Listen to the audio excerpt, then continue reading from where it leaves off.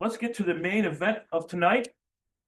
Our speaker by way of Kansas, who lives in Chicago now, is Bjorn, who is also our tour guide for our Shiloh tour, as we know. Bjorn holds degrees from the University of Kansas and also Loyola University in Chicago.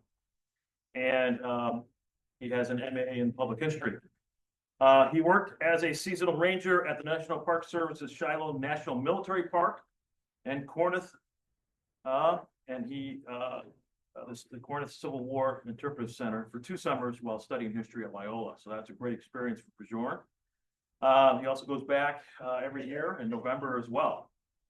And Bjorn has published essays on Ambrose Bierce at Shiloh for the Ambrose Bierce Project Journal, and on the United States colored troops in the campaign and the Battle of Brice's Crossroads for the West Tennessee Historical Society papers. He's also published in the Journal of the Illinois State Historical Society, which many of us here are members, and he published on the Chicago Light Artillery in that publication. He's also works for the Abraham Lincoln Bookshop, and he is the guest host for A House Divided, a live book discussion program at the Abraham Lincoln Bookshop with various authors. Also, one thing as a side note, Bjorn is one of only 14 people in the Chicago area who is a Kansas City Royals fan. So, as a White Sox fan, I had to give him a shout out. And of course, they do beat the Cubs from time to time. It makes my heart flutter for the Royals from time to time. So, without further ado, let's welcome Bjorn. Speaking on Chicago. Yeah. Thank you, buddy. Thank you, Dennis. Thank you very much, Dennis. Can you hear me? Good. But probably with my voice, the right question for Mark is, am I blowing up the sound and blowing off the ears of the folks at home? Thank you to Dennis for the recognition of my playoff-bound Kansas City Royals. And I was going to ask you, what's up with your currently 5-1 Chicago White Sox on a 5-1 run? If there was anything that happened in the summer of 2024 before the 5-1 finish, I've forgotten about it.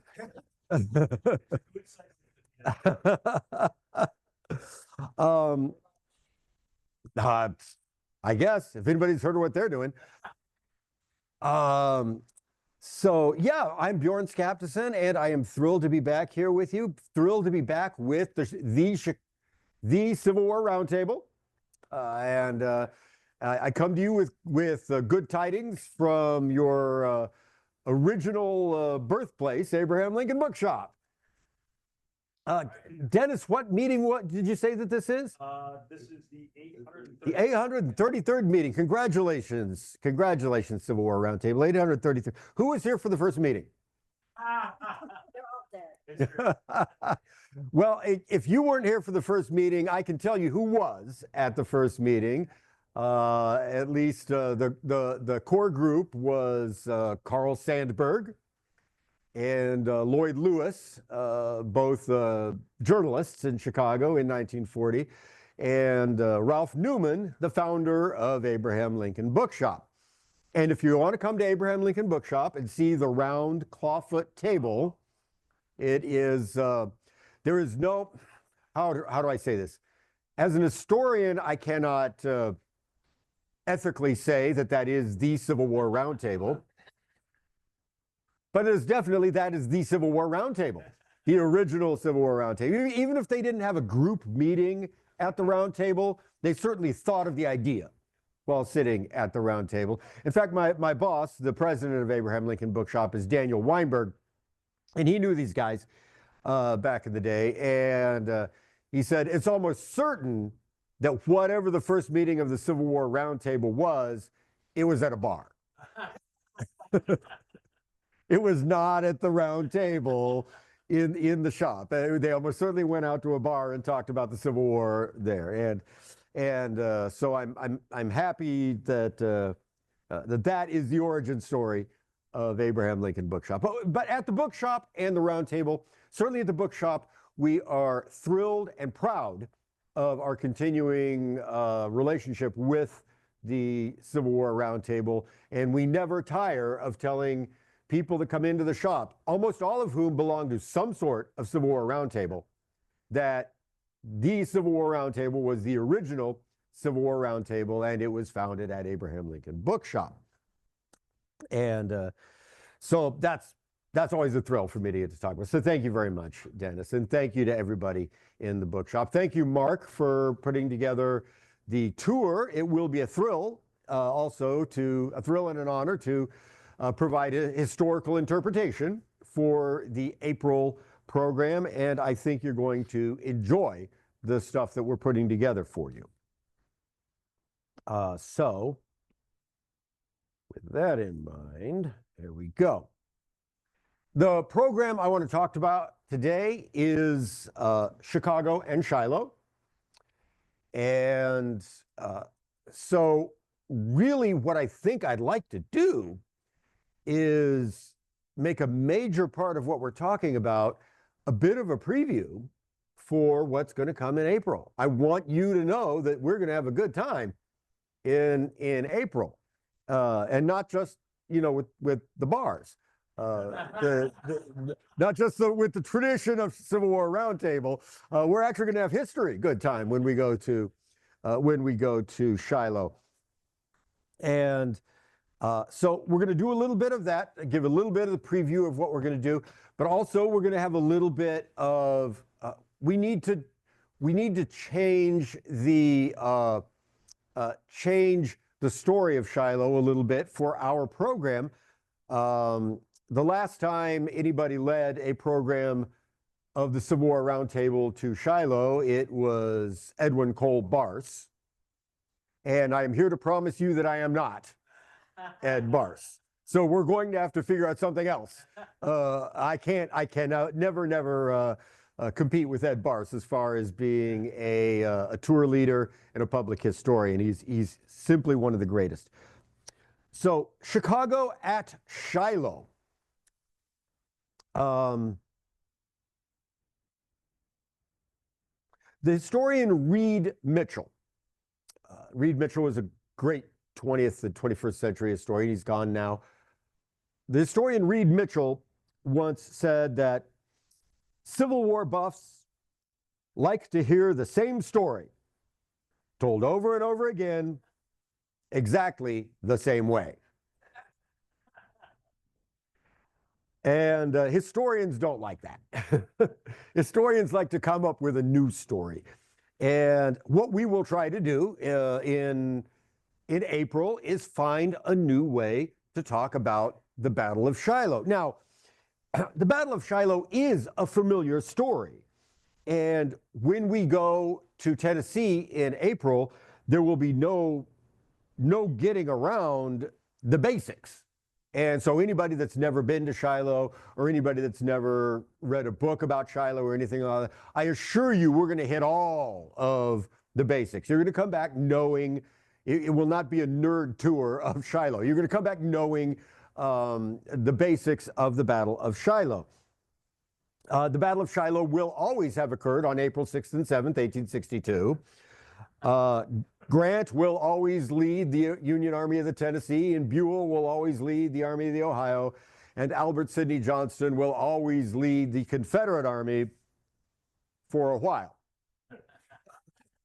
And then PGT Beauregard will step in, and there will always be attacks at Shiloh Church. There will always be a surprise in the morning of the first day. There will always be the desperate Union defense of the center of the line of the battle, what we call the Hornet's Nest story. There will always be fighting at the Peach Orchard. There will always be a surrender in Hell's Hollow. There will always be a counterattack on the second day of the battle. These things always will happen, and we will learn about them in April. But there is so much more to learn about the Battle of Shiloh or any large event like this. As I've said many times before, and I used to say it when I was a ranger at the Park Service, 110,000, was that right, Doc? About 110,000 About 110,000 guys fought and died over 2 days there. And so that's 110,000 stories. And you can't tell them all, but you can always bring in news stories. There's always fresh material that you can bring in. And there's always ways to tell the familiar story in a way that is new and compelling. And then the people who've been to Shiloh before can hear something new that they didn't hear the last time. That's something that we're going to try to do when it gets to be April. Now, what we want to do is we're going to bring in a few new faces and a few new places.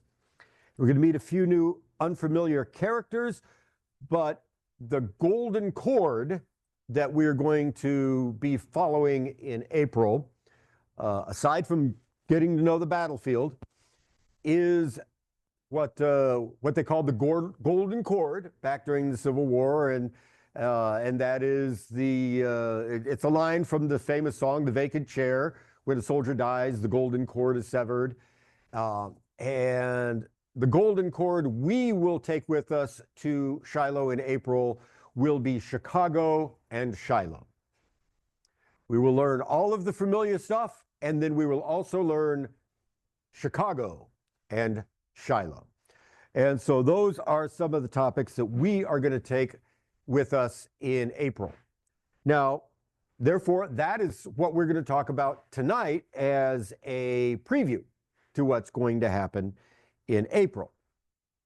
Now let's take a look at our slideshow here.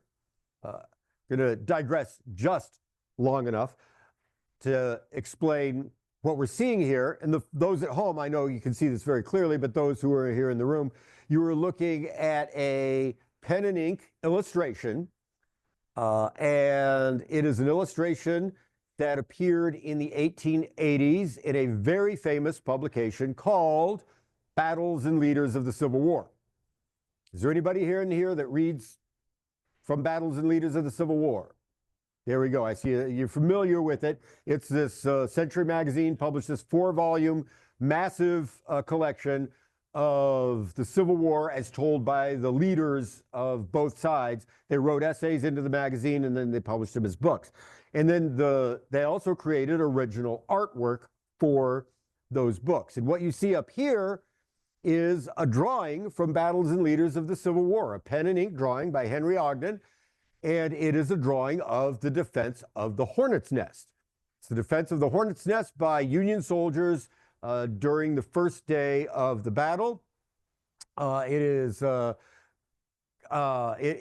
defense of a sunken road, a farm road that ran through the middle of the Union line, went up against a sort of thicket, and the Union soldiers defended that line for several hours. We're going to visit it when we go there. But that is a picture of a pen and ink illustration from Battles and Leaders of the Civil War, the defense of the Hornet's Nest. And when we're finished and the lights will come back up, I invite you to come up to the front of the room where you will see the original hand-drawn pen and ink illustration of the defense of the Hornet's Nest, which is on the tripod over here. That is the original hand drawing that appeared in tens of thousands of volumes of Battles and Leaders of the Civil War. That comes to you courtesy of Abraham Lincoln Bookshop in Chicago. If it's on our shelves, it's history. There. Now this is a work event. I'll put it on the company card. And so you have a chance to come up and take a look at that. But let's get to our topic. What is it about the city of Chicago that connects it to the Battle of Shiloh? And I think you're going to find a lot of things. There are going to be a lot of things. Certainly, a lot of the men that fought at the Battle of Shiloh came from Chicago. A lot more came through Chicago before they went down there. The city of Chicago, in real time, supported the army, the Union Army that was fighting there. They certainly sent supplies down after the battle and sent commissions of citizens to go down and bring the wounded back after the battle was over. That is another thing that happened. And then after the war, the city of Chicago played a very important part in the memory of the Civil War. So we're going to hit on those three topics tonight. So let's begin by talking about the city and some of the fellas that ended up in uniform at the battle. We'll see if this guy wants to go. No, we don't know. Maybe that'll do it.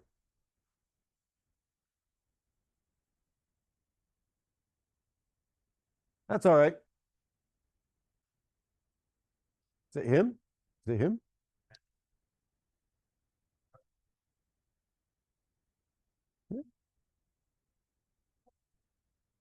Maybe. Yeah, I know. I broke it. There we go. Thank you, Mark. Do you mind if I just call you out whenever we need to advance? Okay, thanks a lot. We're going to learn about this guy here in just a minute. His name is Ezra Taylor. But first, let's talk about Chicago in the summer of 1860 and 1861. Certainly in the summer of 1860, Chicago was the subject of what they called at the time a rage militaire. A rage militaire. They loved French stuff back then. But that just meant that in the summer of 1860, during the presidential campaign that eventually saw Abraham Lincoln elected, the city of Chicago was obsessed with military things. And the main reason was that there was one particular militia organization, one militia company called the Union Zouave Cadets, commanded by a young heartthrob named Elmer Ellsworth. And Elmer Ellsworth brought his militia company out, and his militia company learned the tactics of elite light infantry from the French North African troops called the Zouaves, French Algerian. This was light infantry, and it was the most elite soldiers in the French army, and their drill was very athletic and very impressive, and it was just a joy for anybody to watch. And so Ellsworth and his Zouaves took the city by storm, and then they did a national tour during the summer of 1860 to create this rage militaire in Chicago. Now, one of the things about the Ellsworth Zouaves, though, and the historian Wayne Shea has pointed it out in one of his books, what they were doing was not really army stuff. It was, but it wasn't really. It wasn't so much a military drill as what we would think of as maybe Cirque du Soleil, sort of a circus, you know, a lot of fun. It was very acrobatic. It was very acrobatic and very entertaining, and you'd pay money to see it. But if you tried to do it on a battlefield, you'd probably get yourself killed. And so the rage militaire is interesting because in the summer of 1860, it would seem like Chicago's obsessed with military stuff, and there's going to be all sorts of great military talent coming out of Chicago, but it turns out not to be true. Turns out not to be true. The Ellsworth Zouaves are not an elite company of infantry. They are a circus, and when the circus leaves town, everybody goes back to work and forgets about the stuff that they loved last summer. And so that means that, in fact, when the secession crisis comes, only 6 months after the rage militaire of the summer of 1860, the Chicago Tribune will report very disappointedly, Medill will report in a very disappointed way, that Chicago, a city of 100,000 people, cannot muster one full company of militia. Not one. Now, there are several companies of militia that have 10, 20, or 30 guys that get together every month or so to drink. But within 6 months of us looking at Chicago and thinking that they're so ready for the war we know is coming historically, they weren't. They weren't ready at all. And the Tribune called the city out in January of 1861, saying, this is a city of 100,000 people. We do not have one group of 100 militiamen to send to the war if something like that were to happen. Now, we're going to talk about a couple of the companies that were ready, because in spite of the fact that the city is not ready, and in spite of the fact that the city cannot send thousands of men to the field, there are individuals that are well prepared. Let me compare it to a public organization, perhaps the Civil War Roundtable. We all love to come in. We come in every month. We have fun, and we're all eager to learn about the Civil War and have a good time doing it. But really, there's 4 or 5 officers that we all know during the course of the year. This is the energy that comes together and makes all of this happen. And so, of course, we thank Dennis and people like that. It's the same for the militia companies in 1860. Being a part of a militia company in 1861 in Chicago, you're a member of a club. You're not joining the army and you don't get paid. You pay to belong to the militia company. You buy your own uniform. And so the men that belong to the militia tend to be of 2 classes. One, they have fun dressing up and marching around, which is most of them. Or 2, they're the guys that organize everybody else and have an intense amount of interest and training and education, and they pursue the education very carefully. And we're going to look at a couple of them because they're going to be people that are very important to the Civil War. Okay, right now we're looking at one of those guys. We're looking at a guy named Ezra Taylor. And Ezra Taylor had a number of day jobs in Chicago at the time. It was a hustling town. But he did one of them. He was a supervisor at the Hubbard Lumber Company. If you've been downtown, you've been to Hubbard Street, right? And it's named after, at one point, there was a lumber company down there. And Ezra Taylor, on his day job, he would be the manager of that lumber yard. But he spent the vast majority of his time as the organizer and the public and the public energy behind a militia organization called Chicago Light Artillery. Chicago Light Artillery. And it was Chicago's only artillery militia organization. And the members of Chicago Light Artillery tended to be guys who were very enthused about artillery. One thing about the artillery arm, especially at the time of the Civil War, if you think of the Army reflecting the workforce at large, well, infantry is going to be blue-collar workers, right? Farmers and blue-collar workers.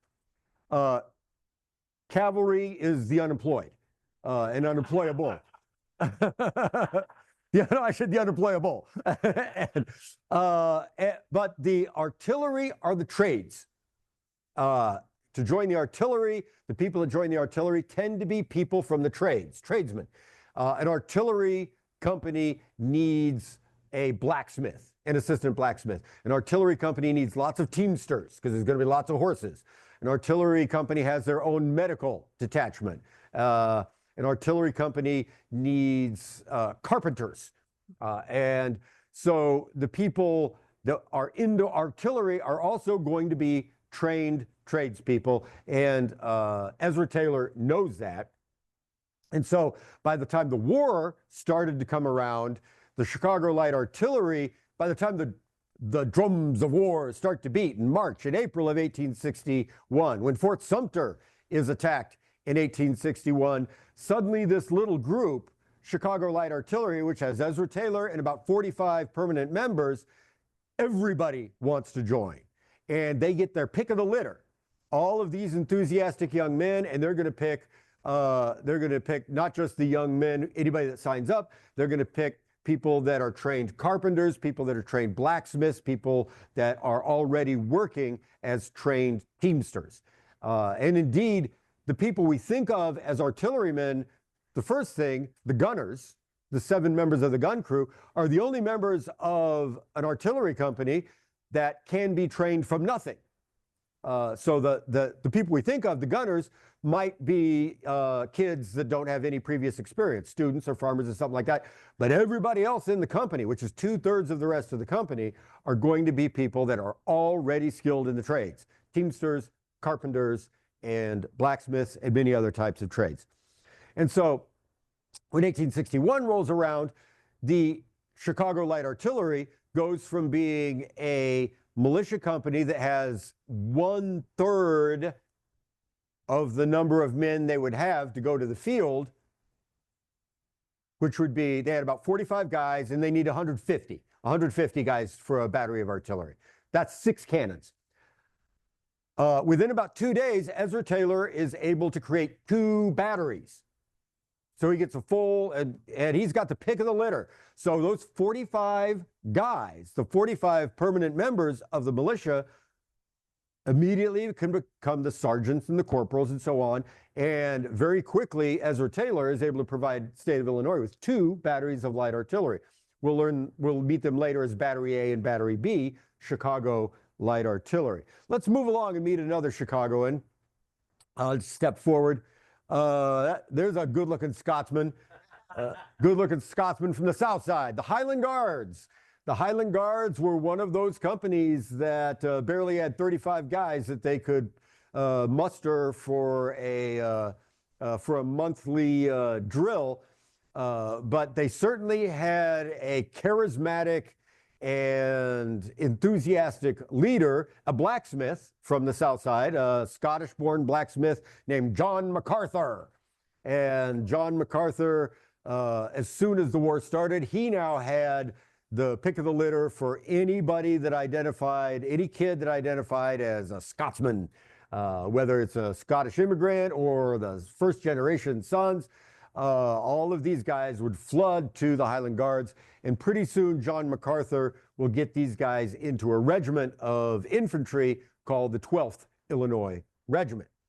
Now, the 12th Illinois Regiment was recruited at large across the state, but 3 of the companies came from Chicago, and they tended to be organized along this, self-organized upon this ethnic line. If a kid thought of himself as a proud Scotsman, the son of a Scotsman or an immigrant himself, he would rush down to MacArthur's recruiting depot and try to get into the 12th Illinois Regiment. These are only 2 examples, and they're examples that are going to wind up at Shiloh, so we're not going to go too deep into other ones. But that is something that does happen in Chicago. Chicago has a rage militaire, but it's fake, it's phony, it's a carnival. Then it falls off. Then when the actual crisis hits, the people flood to, young men especially flood to the recruiting depots. They all want to get into the Army now. And the groups they want to get into are those militia groups that, even though they were small before the war, they are now building up to become regiments and batteries of artillery. Which brings us to a place in Chicago that's going to have an important part in the story of Shiloh. These guys start to come together in a training camp. So a training camp has to be created. It's a training camp on the South Side. It's named after Senator Stephen Douglas, and it's called Camp Douglas. Senator Douglas died in June of 1861, just as the war was starting, and they built the training camp partially on his on land that he owned. And if you don't already know about the Camp Douglas area, think of the South Side, think of maybe 32nd Street through about 35th to 36th and King Drive, Cottage Grove, that neighborhood around there. That's Camp Douglas. Well, the men all start to come together in Camp Douglas. The state starts to send troops from all over the state to train at Camp Douglas. And so Camp Douglas becomes the main training depot for all of these Illinois troops. But one thing that Camp Douglas does about these Chicago regiments and companies and so on is because the main recruiting depot for Northern Illinois is here in Chicago, and because the state sends companies from all over the northern part of the state to train here, those companies start to team up with the local companies to create regiments and battalions and artillery companies and so on and so forth.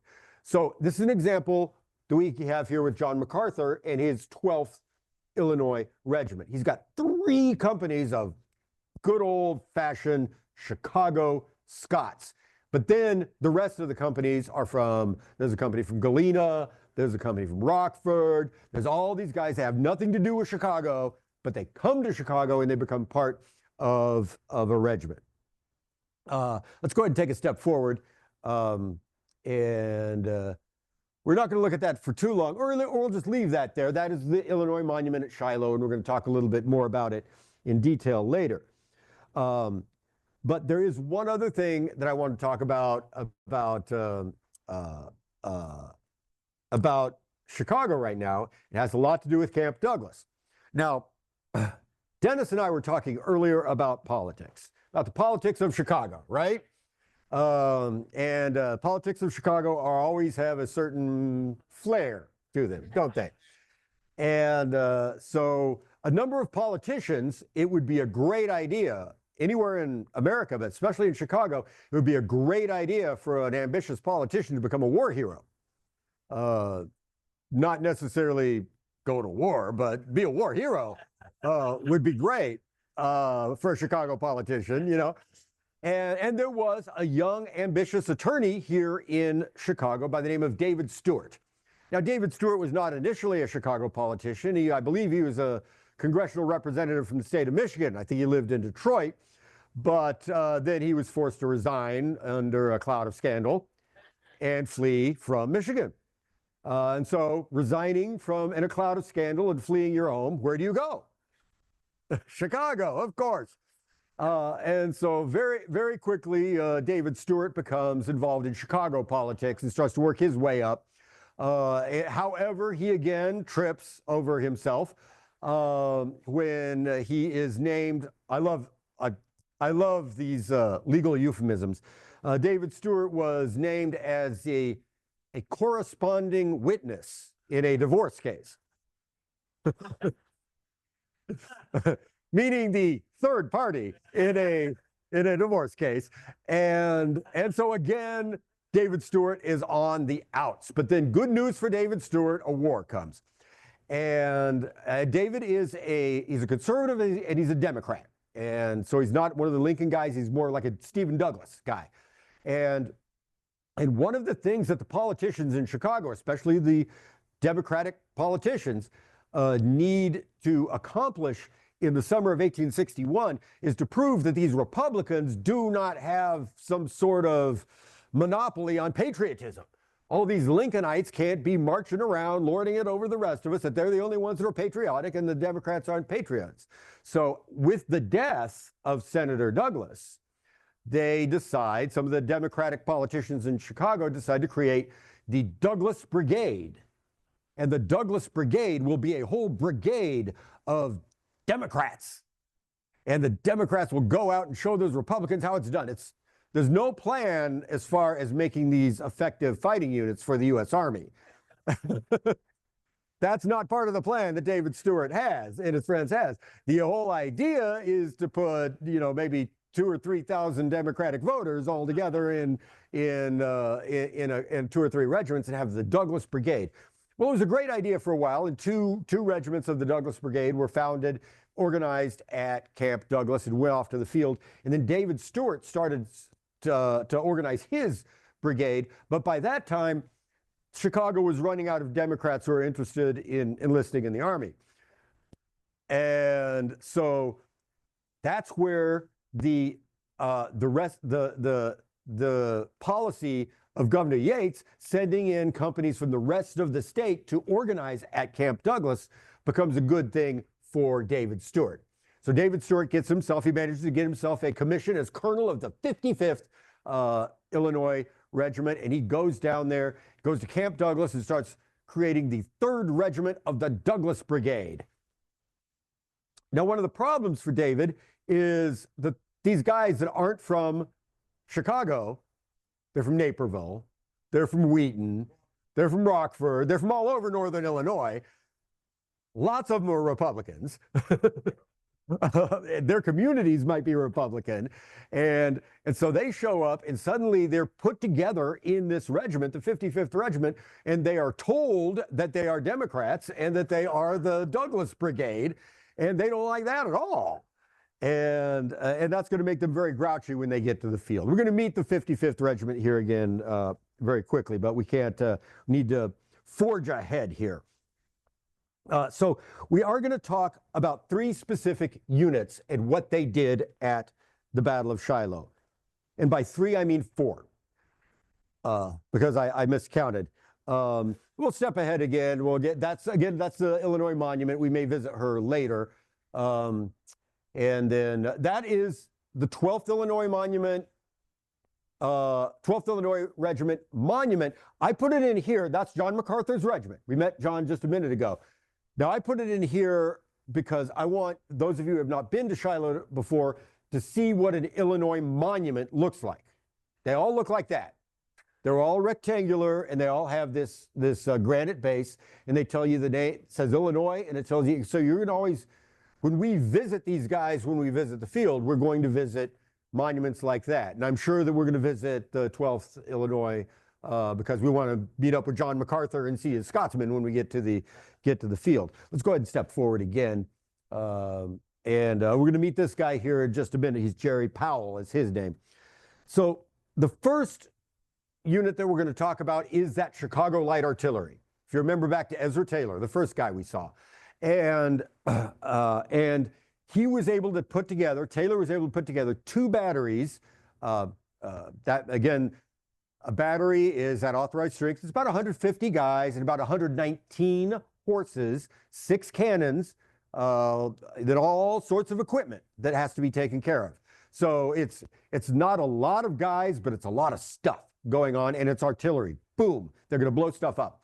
And as you see from this good-looking guy here, handsome Jerry Powell, he's got a hat on, a kepi with cross cannons on it.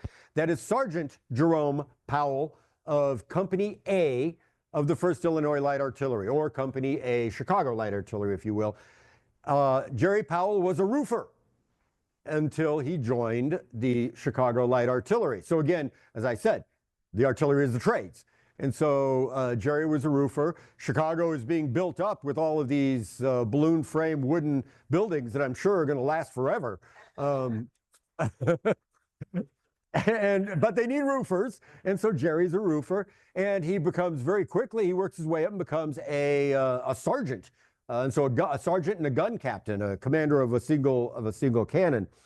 So both of these batteries, A and B, Chicago Light Artillery, are in Grant's camp when the Confederates attack on the morning of April 6, 1862. We're going to follow Company A right now. We're going to maybe visit Company B when we get there in April. But Company A, led by Lieutenant Peter Wood, gets together, and they're commanded by Colonel MacArthur, who you met before. In fact, I think he might have a star by this time. He might actually be General MacArthur by that time.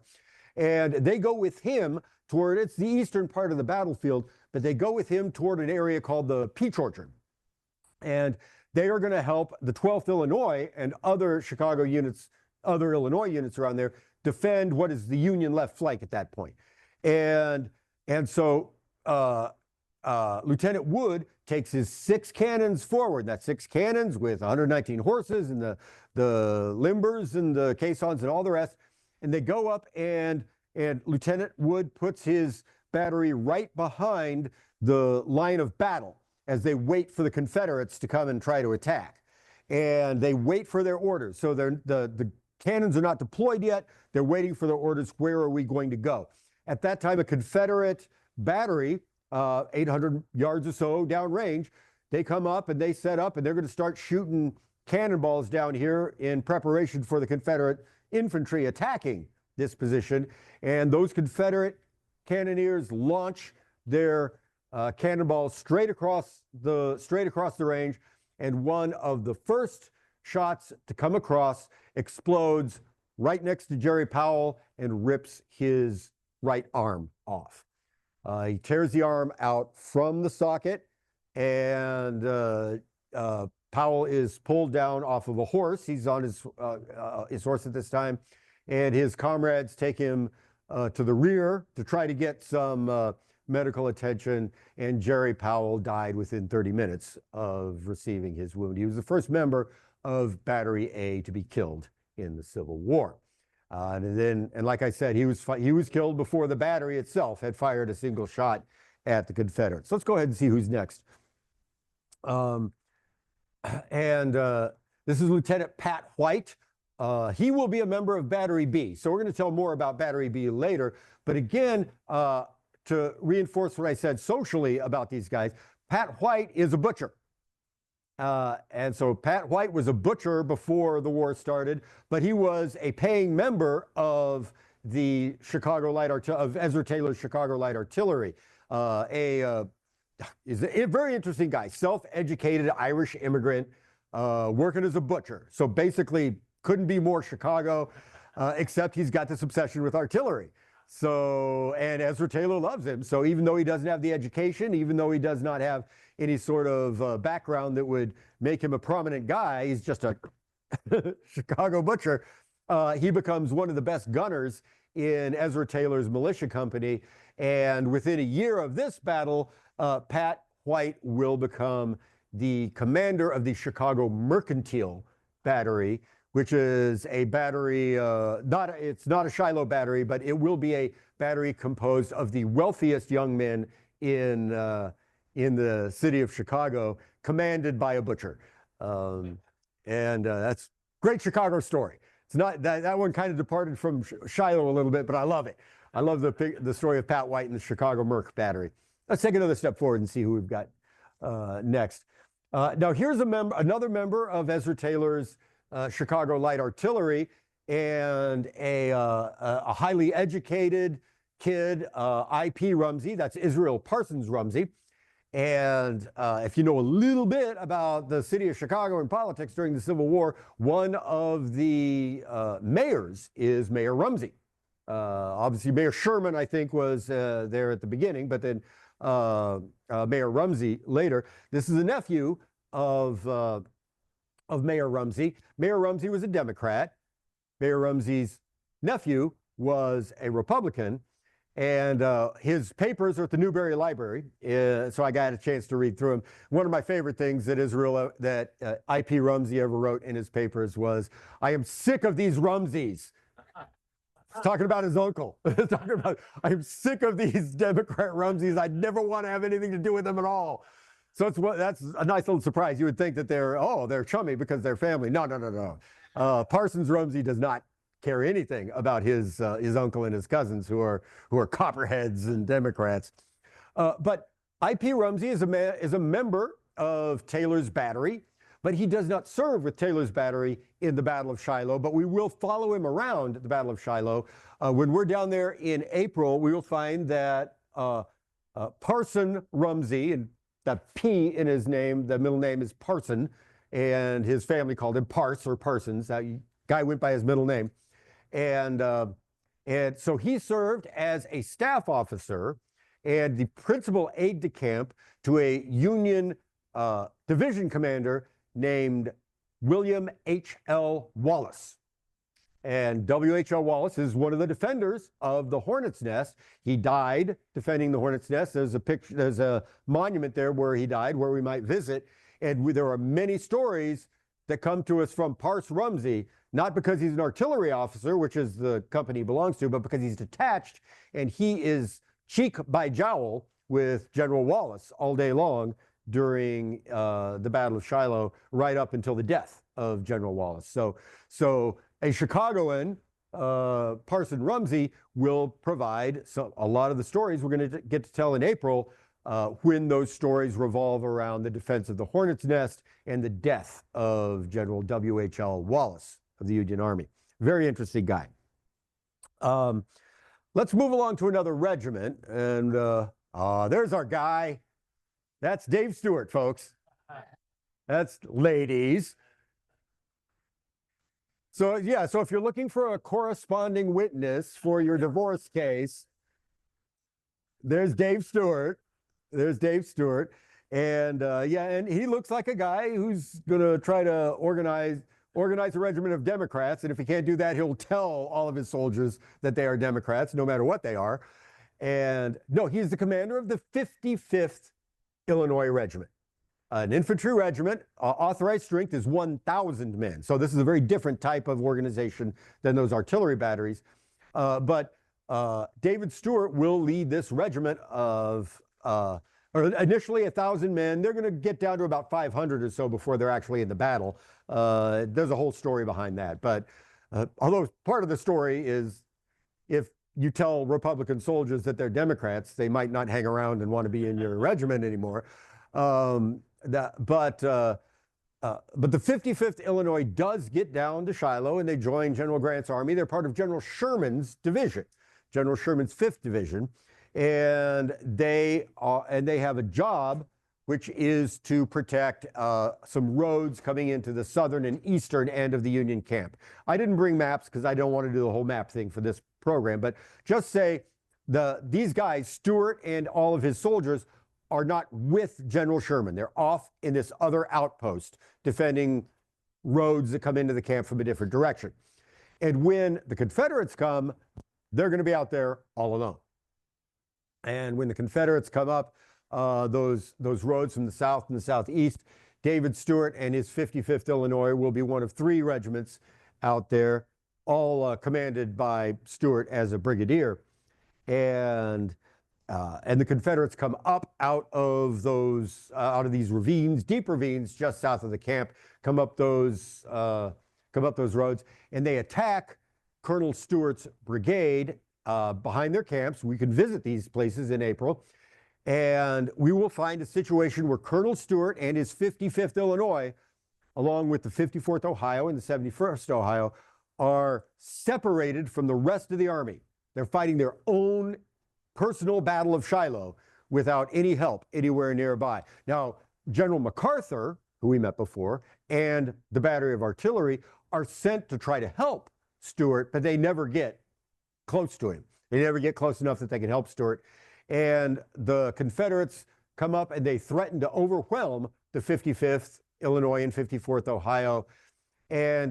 But rather than getting overwhelmed, this force, which has been reduced by the time the battle starts to about 800 Union soldiers, mostly from the 55th Illinois and the 54th Ohio, under Colonel Stewart, they just kind of refuse to die. The Confederates come up in overwhelming numbers. The Confederates bury them in firepower. The Confederates work around their flanks. But for 3 hours, those 800 troops, including the Chicago guys or the Douglas Brigade, if you will, hold on a sharp ridge line, detached from the rest of the army, and prevent the Confederates from getting around the left flank of General Grant's army. It really is one of the great feats of arms of the Battle of Shiloh, the stand of Stewart's brigade. Now, that part goes very well, but eventually the Confederates do overwhelm Stewart's position. The men have to fall back from the ridge into a steep and deep ravine. Maybe I'll make you climb down it myself when we get there. Well, we'll call for volunteers. But it's a tragic episode because once they start retreating, now the Confederates are on top of the hill and our guys are down in the valley, and it's just a slaughter. It's just a slaughter. And the guys have to go up the other side of the ravine, crawling up a steep ravine. They're just targets for the Confederates as they stand there and they shoot them down. It was during this retreat that Colonel Stewart was wounded and had left the field. Colonel Stewart did survive. He survived his wound and he became a war hero, just like he wanted to. And he was a pretty good commander. In fact, in the winter of 1862, 1863, before the Vicksburg campaign, General Sherman wanted to make David Stewart a brigadier general. He got nominated to be a brigadier general, get a star from President Lincoln, and become a division commander or something like that. But this, of course, unfortunately for David, at the time, required the advice and consent of the United States Senate. A United States Senate that knew David Stewart personally from his past. And so David Stewart is one of those few guys that actually got nominated to be a general by Lincoln, and the Senate said, yeah, I don't think so. I don't think so. And so the Chicago lawyer went back to Chicago and got back to lawyering and politicking and all the things that he liked to do. Corresponding witnessing. We're going to move on to the 12th, that 12th Illinois, although we looked at their monument a minute ago, but like I said, General MacArthur and his 12th Illinois Regiment was part of a group, part of a force that a commander, the commander is General Hurlbut, General Stephen Hurlbut. That's not important but General Hurlbut knew that he wanted to send help to General Stuart, to Colonel Stuart. It wasn't like that they didn't know he was out there or they didn't care. General Hurlbut was trying to send help to Colonel Stuart, and General MacArthur was leading the troops out there to try to do that. One of the regiments that went was the 12th Illinois Regiment. Among those were the 3 regiments of Southside Scottish soldiers, and 3 companies of Southside Scottish soldiers. And they got within about 600 yards of Colonel Stuart, but those very deep ravines intervened, and they were going to have to go down in and then up and over. And they had about, that 600 yards was a long way for them to cover, and the Confederates got there first. So the Confederates were able to cut off Stuart, and then now MacArthur had to take his position again along the lip of one of those ravines, one of those steep ravines, and we can go visit it when we go. And for 3 or 4 hours, MacArthur and his troops defended that, and eventually Lieutenant Wood and his Company A Chicago Light Artillery, minus Sergeant Powell by this time, advanced right up to the front lines, and they provided close artillery support. By close artillery support, I mean they might as well have been in the front lines. It was they were shooting over open sights, double canister right into the Confederates as they came up. And we're going to visit that site, the site where the Chicago Light Artillery did their fight. They eventually had to fall back. Both General MacArthur and his troops had to fall back, and the battery had to fall back. They fought in an area where there's a pond called Bloody Pond. Well, we'll visit Bloody Pond when we go to Shiloh. You get a chance to see it. It's not red. It's not. We'll talk about some of the myths of Shiloh when we get there too. But as they were fighting at Bloody Pond, the battery, Taylor's battery, was shooting right over the water of Bloody Pond while the Confederates attacked. And it was at that point that the battery really lost their greatest number of casualties. A number of guys were cut down, and the Confederates came up to point-blank range to shoot them. And finally, they had to hook up their cannons and their caissons and just get out of there.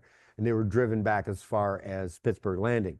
On the second day of the battle, this same battery, they had 6 cannons, but because of all the losses of personnel and destruction of their equipment, they could only make 3 of them work on the second day. They only had enough men and cannons for 3, yet those 3 cannons went back into the battle on April 7th, and they attacked all the way across the Shiloh battlefield with at half strength.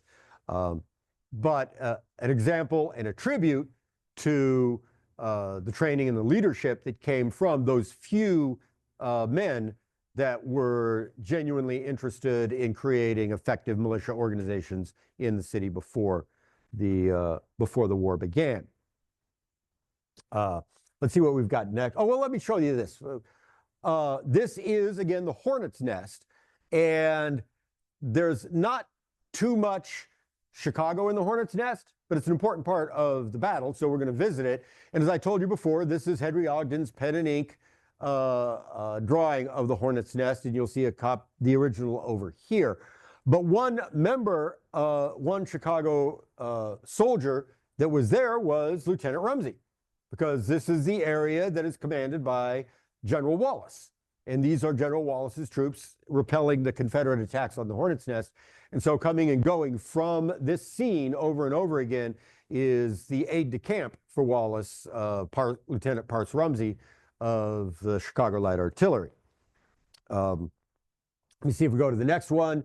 And now we move on to the last of the Chicago-based units that we're going to look at today, and that is the 57th.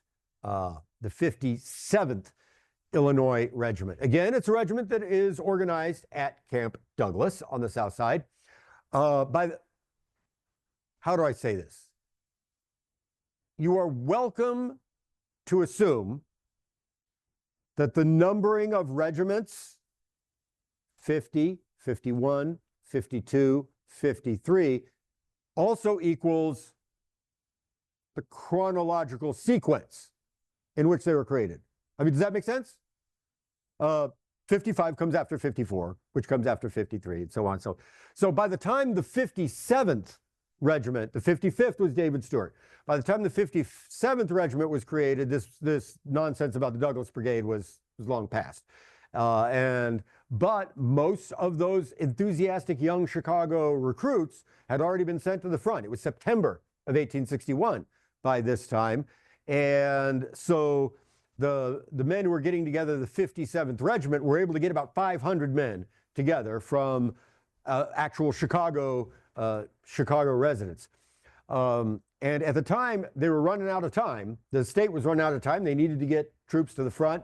And it didn't matter to Governor Yates who was from where or what they did. So there was another regiment, the 56th Regiment, was recruiting in the town of Princeton, out here west of us. And they could only get 500 guys together.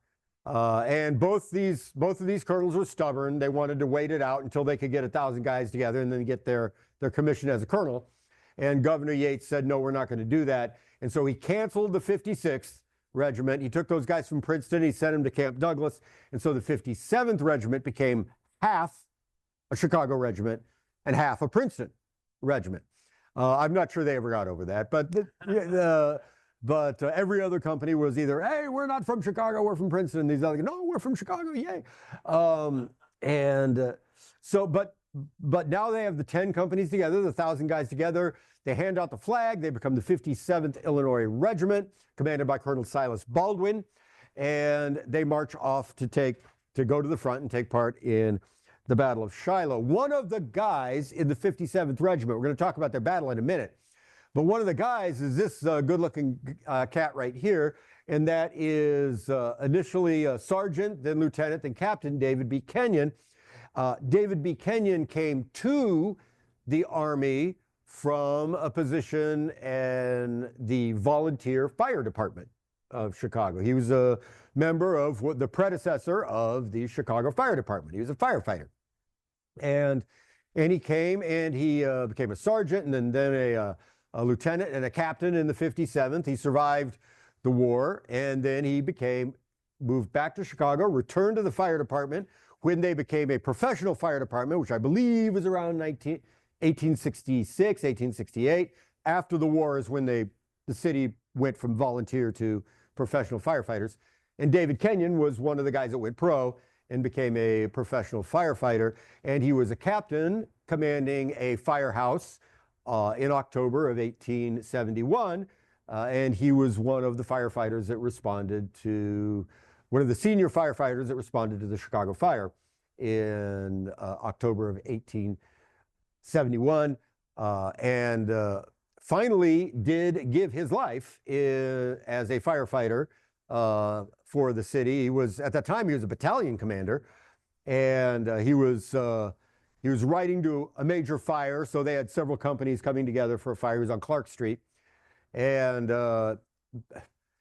now, if you can think of one of those big fires, one of those Chicago fire battalion commander things, is like a huge thing, right? It's this huge community. Back then, the battalion commander just had a 2-horse hack.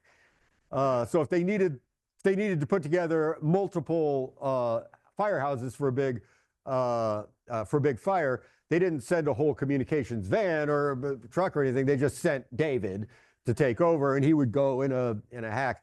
Anyway, he was on the way to a fire, and he took a hard turn, and the hack turned over, and he broke his neck, and he's one of the earlier fatalities for the Wall of Honor at the Chicago Fire Department. A captain in the 57th Illinois Regiment. So the 57th did go to the field, and under the command of Colonel Silas Baldwin, they were part of General William Wallace's division. We're going to meet him, and again, it was Parse Rumsey is the assistant to William Wallace. And on the first day of the battle, when the Confederates made their attack, the 57th went to the front. They ended up waiting. They got set behind the line of battle because they were going to be used as a reserve. Where are they going to get sent? And so for most of the day, while the rest of the army was fighting desperately for their lives, the 57th is waiting for orders. And then finally, late in the afternoon, Colonel Baldwin takes them toward the eastern side of the battlefield, the left. The Confederates are getting around the left. There's a crisis over there. The 57th moves over east of the Hamburg-Savannah Road. We can visit them. And they go into battle, and they go into battle against the victorious Confederates, who are overwhelming the Union forces at that point. The 57th is put in as a last stopgap to try to stop them. They are not able to do it. They are pummeled and again buried in Confederate fire, and they take very heavy casualties. And finally, they are driven to the rear. And in the final retreat of the Union troops on April 6th to the rear, the 57th is in the rear of that retreat. They retreated about a quarter mile, and they came upon a single cannon that was still firing.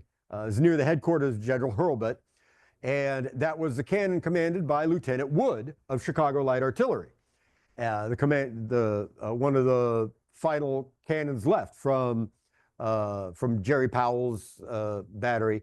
And so the 57th Illinois rallied on that one cannon, and Lieutenant Wood continued to fire canister into the pursuing Confederates. The survivors of the 57th turned around, fired a volley into the pursuing Confederates. The Confederates fell back, and then the 57th was able to get away. And Lieutenant Wood was able to get away.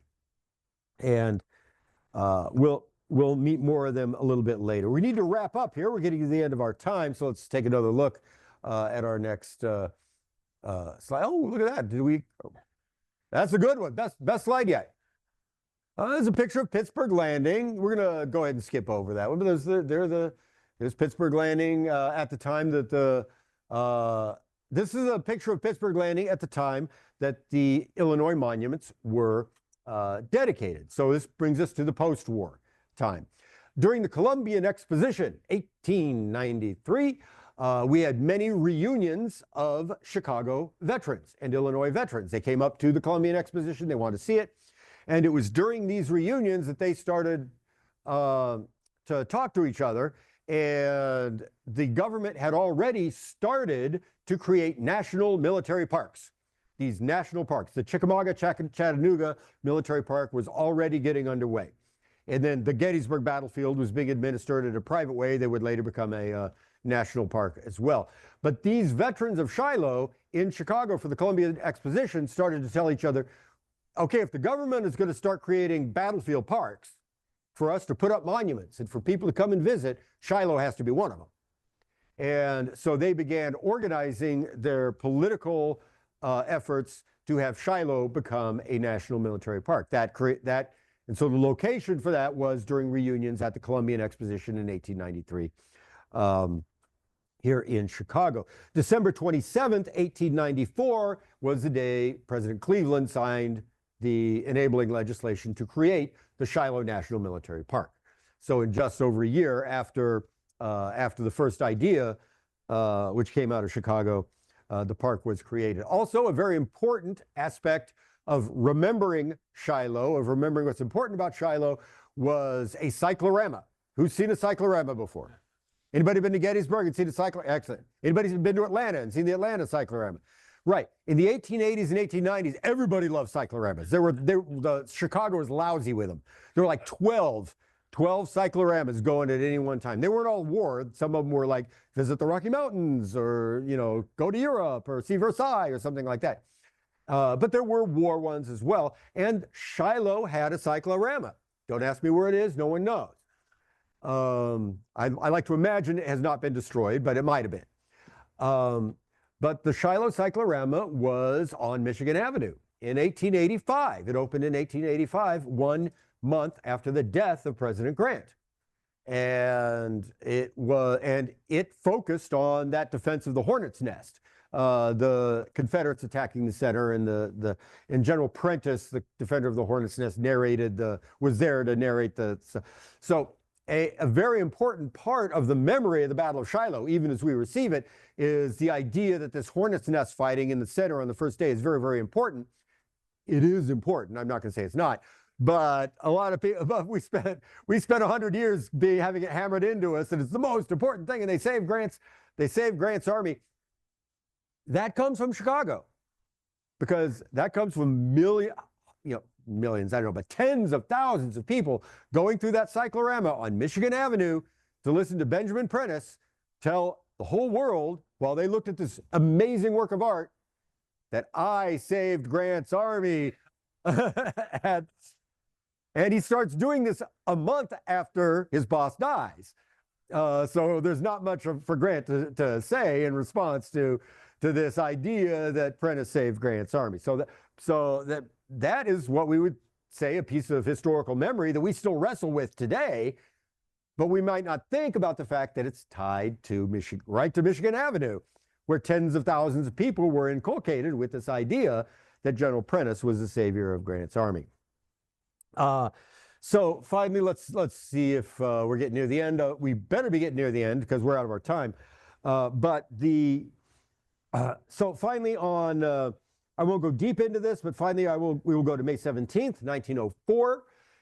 The Shiloh Monument Commission travels from Chicago on an express train down to pick up a riverboat. I believe they do it at St. Louis or Alton.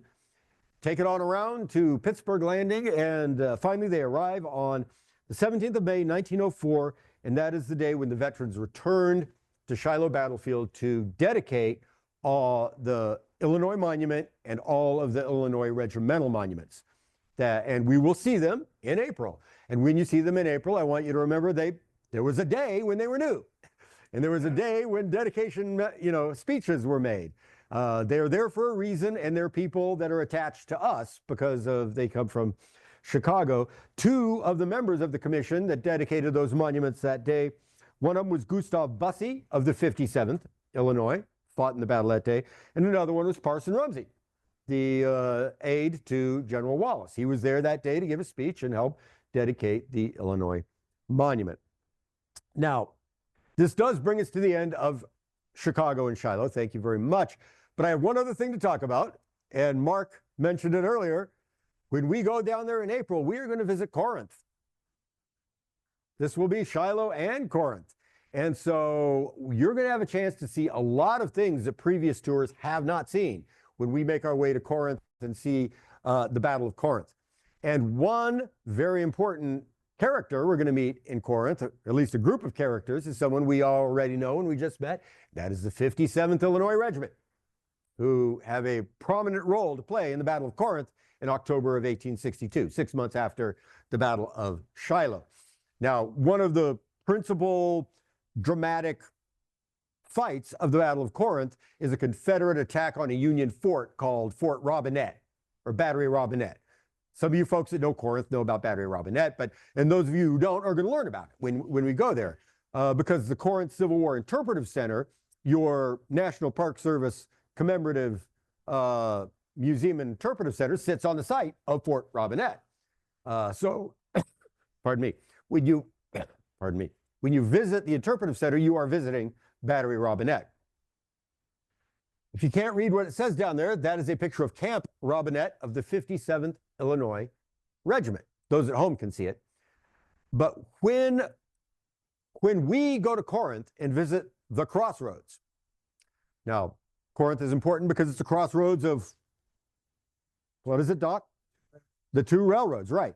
And that means those 2 railroads have an actual place on the ground where the tracks cross each other. We're going to visit there. So move quick, because those trains go fast. No, we're going to stand back. I'll show it to you. Fortunately, the city of Corinth has a city park where we can stand and see the crossroads. But when we look at those crossroads, we will be able to turn and look across the creek and up the hill to the site of Battery Robinette.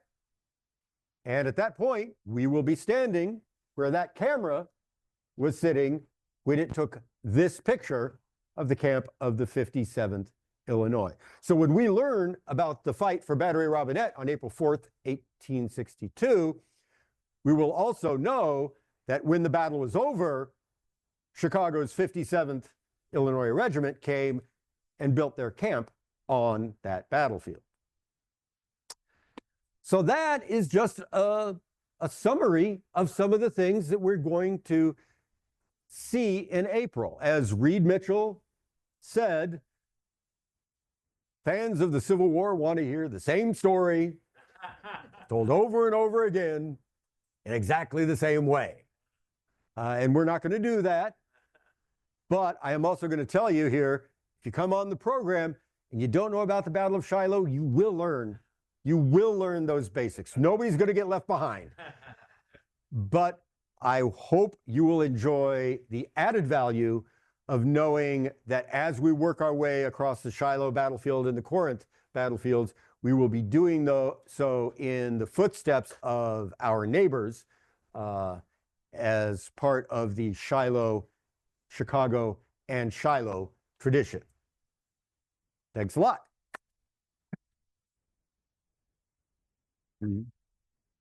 Thank you, Dennis. Thank you, Dennis. Come on, dude. I'm ready to go now. Carl, so if you're ready to go to... No more problem with buses. Dennis is just taking everybody. I got plenty of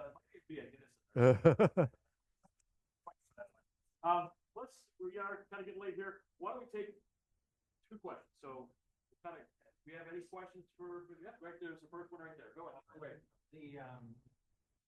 the batteries, the Chicago, the original, the light artillery. Yeah. Do you have like an armory? They have their own cannons. They did. They did have an armory.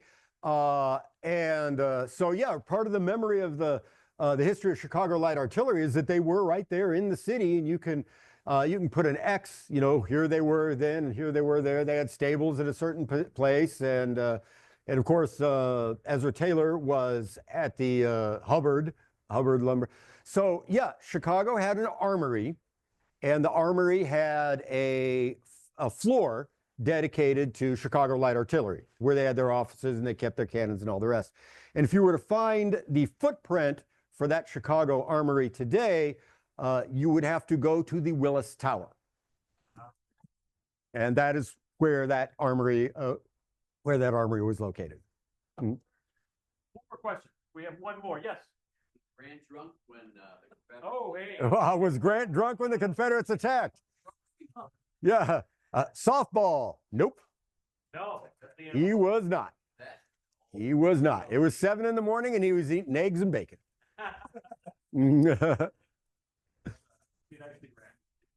Well, again, this is very exciting. Again, Bjorn spoke to our roundtable before.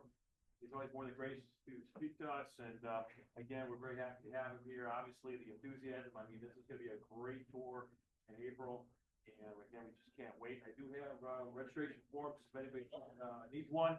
And again, we will see you next month. And everyone stay warm. So good to see everyone. See you next time. Thank you, Captain. All right. Thank you, everybody. All right. Yeah, I'm gonna bring you hiking boots with me, so I go down in the ravine. Yep.